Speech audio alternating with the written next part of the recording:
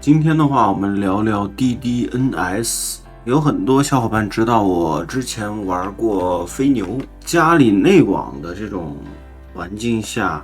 我们需要一些技术手段才能穿透出去，让我们内网的服务在公网上进行一个无障碍的访问。之前跟大家推荐的是那个 FRP 内网穿透服务，然后我也做过一个脚本。它需要一个中转的服务器，不想花钱，可以使用我们今天来分享的这个 DDNS 动态域名解析的这一套机制。如果你有 IPv4 的公网 IP， 或者你有 IPv6 的公网 IP， 像我们移动啊这边之前我一直都有，但是我一直没研究过然后换到了新的住所，这边迁移过来，我们这个 IPv6 的公网也都是可以去使用的只需要简单的几步，像我们移动的宽带就可以被公网访问。我们有很多的服务呢，就直接走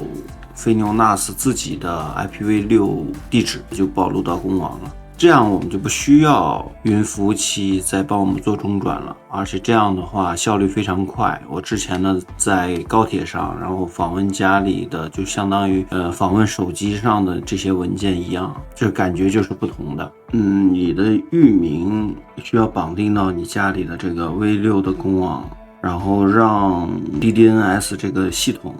它去动态的去帮你捕捉你的那个 V6 的 IP 是不是变了，再怎么样也不会像云服务器那样的固定一个公网 IPv4。那我们宽带办下来，即使你有独立的公网，那也会隔一段时间会发生变化，甚至就是说你重启一下光猫，你都有可能发生变化。要解决这个问题的话，我们就需要用到这个 DDNS， 就是动态去解析。发生变化了，我时刻就是让我的 Cloudflare， 就是域名托管商或者提供你域名的这个云服务厂商，就是直接去改这个解析，域名动态解析的。所以我们享受了它近乎零延迟的这种体验，就是包括你访问一些 4K 高码率的一些视频它其实都能跑满你带宽的上行，就是比方说40兆50兆这个样的。对于加宽来讲，我们先聊一下我们该怎么去配置它，好吧？首先你要去到光猫的系统，我这边呢就是光猫的系统是 192.168.1.1 你直接可以这样的去访问。它是走的 HTTPS 的 IP， 它有自己的这个证书，自签证书，这个地址呢不能内网穿透出去会报这个权限不足的。我这边用户名是 user， 然后密码我也之前改过了，这样的就登录进来了。有一个安全这边，那每一家可能有些不太一样，反正基本上都在安全这块。我这边有个防火墙，然后这边有个攻击保护都是打开的。外网你可以在任何地方去访问我家里的这个 IPv6 的地址，也还可以到我的导航站 Gname， 这个是一个购买域名的地方，可以进行注册。他家呢会有对应后缀的优惠，大家可以选择自己的域名进行购买。如果你自己私人用的话，你可以买一些便宜的后缀。我这边用的是 Cloudflare 托管的域名，然后我们就在 Cloudflare 这边去使用。然后同样呢，你这边把 DNS 这块打开。我这个 IPv6 地址怎么解析呢？你这边点击添加记录，然后选择4个 A， 就是 IPv6 的 A 记录，然后你给它一个域名。我这边给的是根，你也可以给成什么飞牛这样的。这个飞牛的这个结构，我是把飞牛的 IPv6 做了一个动态域名解析，这边放你飞牛的这个 IP 就可以了。这边呢，我们就访问我们飞牛 NAS 的网页 IP 加端口，这边的网络里头来看你的 IPv6 有没有。我这边呢发现 IPv6 是有的，它还是有一些安全层面上考虑，不过我觉得我没什么影响，大家了解了也没关系。这个呢就是你设备的公网 IPv6 的地址，这个呢先放在这边先用着，这个只是临时的，过几天呢或者说是它有一个机制它就更新掉了，我们只是填一次然后点击保存而已，相当于这个 IP 就已经跟这个域名绑定了。我们以后呢就可以用这样的方式去直接访问家里的飞牛 NAS 了。但是因为我现在是在局域网内，所以我没办法去访问公网的 IPv6。我们在飞牛这边呢，需要设置一个 DDNS， 它这边自带 DDNS。你看远程访问这块啊，这边呢你就直接点击这个。我这边已经有一个解析了，你可以看到吧，它是动态域名解析的。然后它更新的时候的是今天下午17点钟。那我们还可以再添加一个服务商，它这边可以选择这么多，我们的 Cloudflare 这块就选上这样的一个域名。这个用户名 ID 在 Cloudflare 这个模式下是可以不用填的。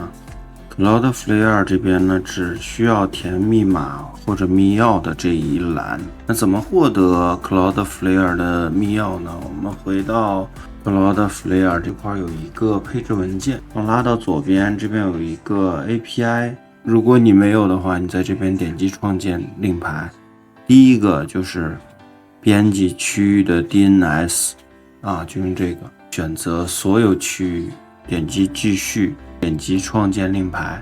那这个 key 呢，就是我们待会儿要用到的。那我把这个令牌放到这边来，然后我们测试连接性。域名解析呢要多一点时间，以这边为准，然后你在这边就点这个确认。